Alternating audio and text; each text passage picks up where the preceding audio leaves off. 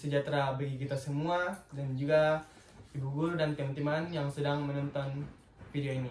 Nah, sebelum lanjut, izinkan kami memperkenalkan diri kami. Saya Kevin, Saya Alfian, Saya Naldo, saya Roman Yogi. Saya Wilya, saya Jessica Lucerina. Nah, pada video kali ini kami akan membahas apa itu aborsi, lebih tepatnya aborsi legal. Nah, teman-teman, pada pembahasan pertama kami akan memulai dengan apa sih yang dimaksud dengan aborsi? menurut saya aborsi itu adalah penghentian kehamilan pada seseorang. Nah, biasanya dilakukan saat janin itu berusia di bawah 20 sampai 24 minggu. Nah, secara teknis itu proses aborsi itu ialah mengeluarkan janin dari rahim seseorang. Nah, bisa terjadi karena keguguran sama kesengajaan. Nah, kalau keguguran itu toh ya itu yang legal, jadi bisa di aborsi secara legal. Nah, kalau induksi yang disengaja toh itu yang mungkin tidak sesuai dengan hukum. Yang bilang orang ilegal. Ya, Oh, berarti ilegal. aborsi ini sama saja dengan melakukan tindakan ilegal ya? Atau kriminal gitu. Yang disengaja. Ya tergantung.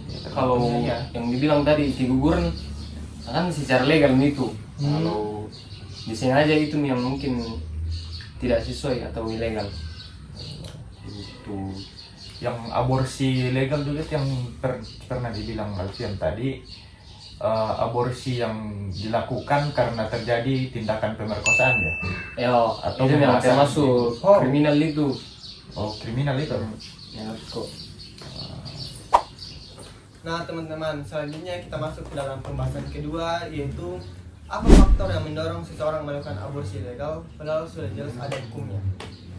Dari saya sendiri, ada beberapa faktor, yaitu faktor pertama ekonomi, yang kedua sosial, yang ketiga tekanan keluarga, dan yang terakhir kurangnya edukasi tentang kehamilan. Faktor pertama yaitu ekonomi. Misalnya takut beban biaya membesarkan anak. Yang kedua sosial. Takut dikucilkan karena hamil di luar nikah atau belum siap menjadi orang tua. Yang ketiga tekanan pribadi atau keluarga. Misalnya akibat pemerkosaan atau hubungan yang tidak stabil. Dan yang terakhir kurangnya edukasi.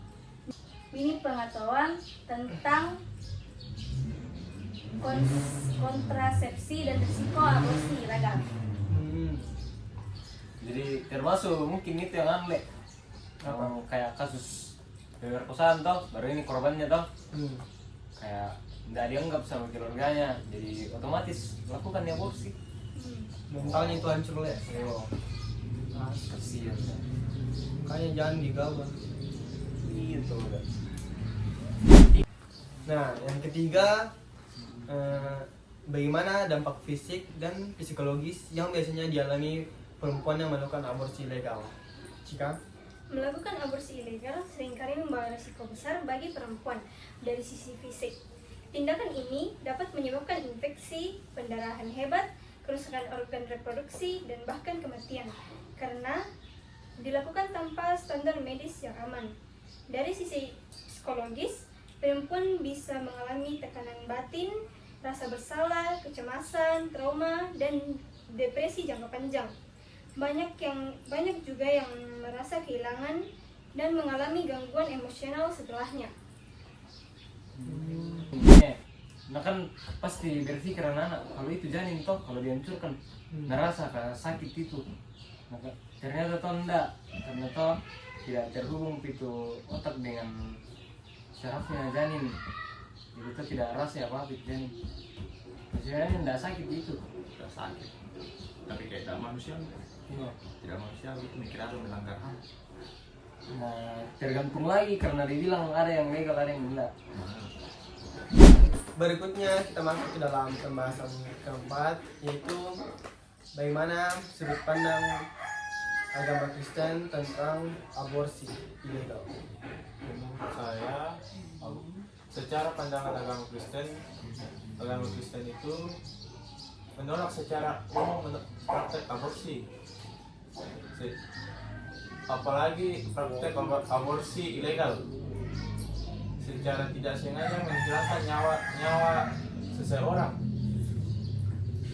dan aborsi dianggap sebagai pembunuhan yang sering dikaitkan dengan perintah ke-6 yang janganlah membunuh. Bunyinya itu Iya. ada yang ingin ditambahkan mengenai sudut pandang umat Kristen aborsi? Tapi gimana aborsi itu yang pembunuhan secara sengaja?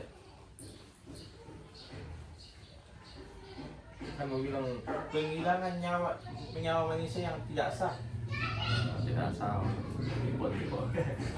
Kalau menurut lo? Berarti dilakukan secara sengaja le. tapi tuh menurutku tuh kan sesuai tadi yang aku bilang kalau itu proses aborsi itu kan untuk janin yang di bawah 20 sampai 24 minggu otomatis ya aku kira nggak disebutkan dia sebagai orang mandiri itu, jadi bukan pembunuhan.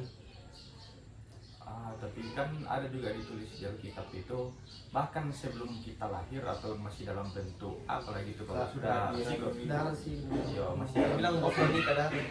iya Tuhan sudah mengenal kita lah, jadi sebenarnya sudah nanti Tuhan itu. Jadi dia bilang Jadi kalau seperti pembunuh itu kalau diambil dari sudut pandang Kristen, seperti ini kan dia bilang itu hari Ibu Veronica. Sehingga kita jadi darahnya kita lupa. nah ya sudah dikenal Tuhan gitu. Kita sudah hidup. Jadi termasuk pembunuhan lah. Iya, kalau dilihat dari sudut pandang agama beda lagi kalau dilihat dari sudut pandang biologi dari medis. Jadi guys, sudah jelas sudut pandang umat Kristen itu menolak keras mengenai aborsi ilegal. Nah teman-teman, berikutnya kita masuk ke dalam pembahasan terakhir, yaitu bagaimana cara mencegah atau setidaknya mengurangi aborsi ilegal, terutama dalam kalangan remaja. Kalau dari saya sendiri seperti yang kita ketahui kan remaja itu paling banyak maksudnya aborsi itu paling banyak biasanya terjadi di kalangan remaja. Itulah kenapa sebagai remaja ini kita butuh yang namanya pendidikan seks sejak dini agar kita dapat memahami konsekuensi dari hubungan seksual di luar nikah sama risiko kehamilan. Yang kedua, menurut saya juga penanaman moral atau nilai-nilai keagamaan. Karena di situ juga kita dapat diajarkan untuk menjauhi hal-hal yang berbau dosa lah, najis, zina, apa-apa yang segala macam seperti itu. Yang ketiga,